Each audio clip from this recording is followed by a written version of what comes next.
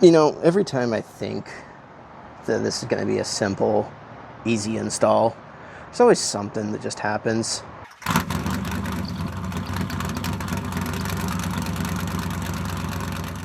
All right, it is a windy day, but it's a good day because I have with me ZL1 add-on splitter. This is going to look awesome. I got this from my Challenger.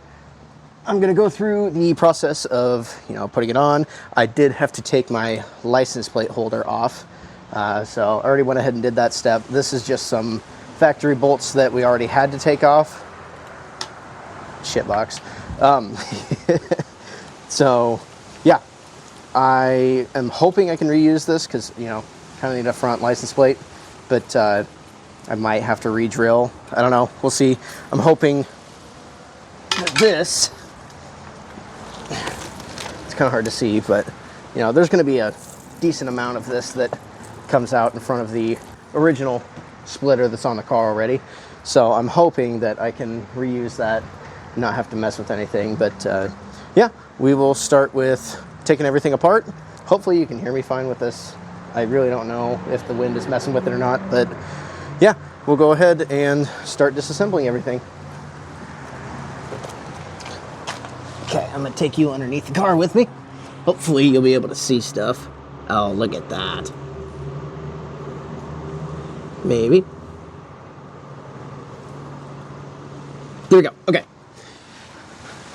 So, it looks like when my car was put back together, they did not put the plastic rivets underneath here. Hopefully that's not a big worry. Guess we'll find out. Underneath, you actually have your bumper support inside here. So you have your splitter. That makes sense why it's so wiggly. I don't think they put my support back in here. Hold up, I need to use my flashlight. Every time I think that this is going to be a simple, easy install, there's always something that just happens. Yeah, let's dig into this. So if you look underneath, you'll see some holes. Wish I could use my flash, but I can't right now. So you got these holes underneath here. These are supposed to have some push pin rivets in them, plastic ones, that go into a bumper support inside, or splitter support, I should say. Yeah, it's hard to tell, but there is no support inside there. In fact, there's daylight right there. I don't know what that daylight is, but so I'm gonna hope to God this works fine. I'll still go through this because you do have to drill this out for riv nuts. So we'll go through all of that and it should be the same. I'm just not going to have as much support, but I'm hoping I can gain a little bit of that support back with these guys at least. I've got some splitter rods, so maybe it won't be as big of a deal as I think, but that makes sense why I could always just take this and move it around. I mean, yeah, I should have known that's not good. So we'll continue going with this. Hopefully I won't run into any snags, but yeah, we'll see what happens. All right, what we are gonna start off with is removal of these little bolts right here. They're 7mm bolts, and I already took a couple of them off because, like I said, I had that license plate cover, or the license plate holder. So just gonna finish taking these off. These just go up into your kind of engine cover plastic that's farther back here. I'll go ahead and get these off. Yeah, so why I am missing this splitter support. I had to take my car in a couple years back to get the front end completely redone. Okay, so I ran over a blown semi-tire a little while back, and I had to get it taken in because, I mean, all of this stuff was completely gone. It actually took off half of my front bumper.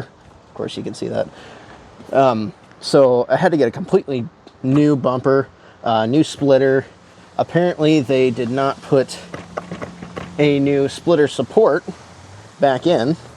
So the idea with these riv nuts is supposed to go through the splitter here and into that splitter support.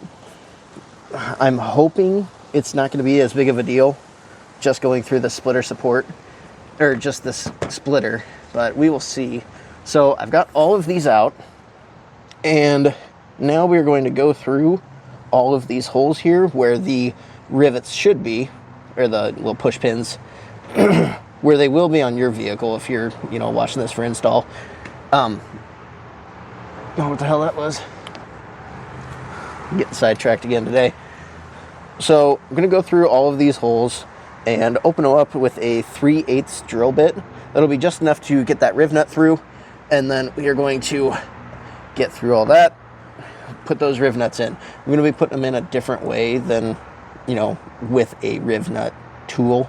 So yeah, this is going to be interesting. But yeah, let's go through, start chasing all of these.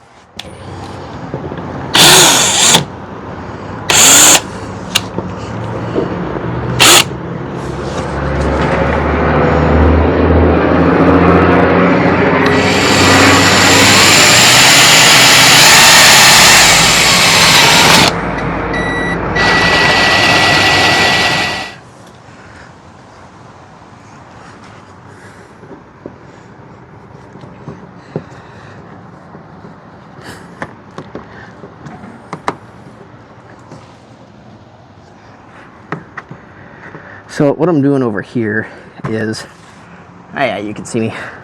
I have two actual plastic rivets in the corner. I'll show you over on that side. You should be able to just drill them out, but the way I have this sitting right now, I cannot actually get my drill to it, so I'm just popping them out.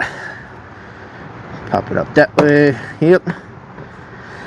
And from what I've been looking at, the holes in the splitter, all of these guys, they are plenty big. So when you're drilling out, it's just going to be for that splitter support that's inside the splitter of the, you know, car. So I don't necessarily have to worry about drilling these out. You will have to, though. So I'm just going to keep working on this since it doesn't want to come out, and be back with you as soon as I get this out and make sure it's big enough for me to get my riv nut in. Boy, you can barely see me over there. So I am on to the riv nut part, and like I said before, I'm not doing this the traditional way, I guess you could say. But what I am doing is, let me get this kind of popped off a little bit. Okay, so I've got the riv nut, and then I've got it on a bolt with a washer, and then an oversized nut on that.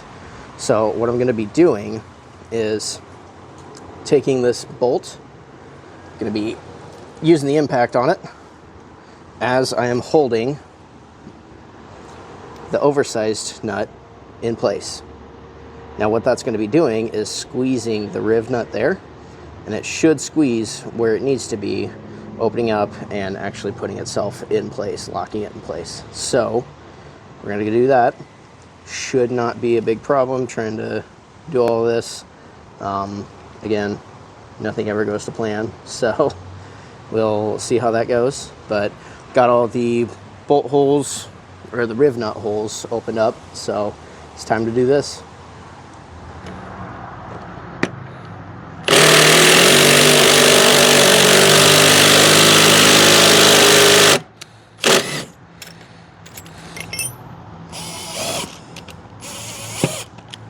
There we go. Again, took a lot longer than I was expecting, and I finally got them in. It was just a matter of making sure everything was situated right on the riv nut tool, and just keeping it all tight so it didn't spin inside of the hole. But got them in now, so all of them are in on the bottom side. Next thing we got to do is unwrap the splitter and start buttoning it up underneath. It takes, if I can get it real quick, just one of these bolts and a fender washer, and just slide right up inside. Now, there are these little black, not really sheet metal, just, you know, typical little machine screws, I guess, with some smaller washers. Those will go on the back side where I took those other bolts out that were holding on my plate for my license plate. So those will go and replace that. The bigger ones are going to be for the riv nuts. So start from the inside, work our way out. That way we make sure everything underneath stays, you know, level with the front of the splitter, making sure it's not all sideways, stuff like that. So yeah, here we go. Like I said, I'm gonna start with the very center bolt. That guy right there.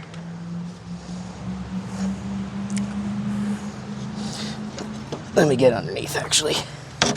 And I am doing, there's a shiny side and a more textured side. Pretty sure the textured side is up. That way it kind of matches with the factory splitter.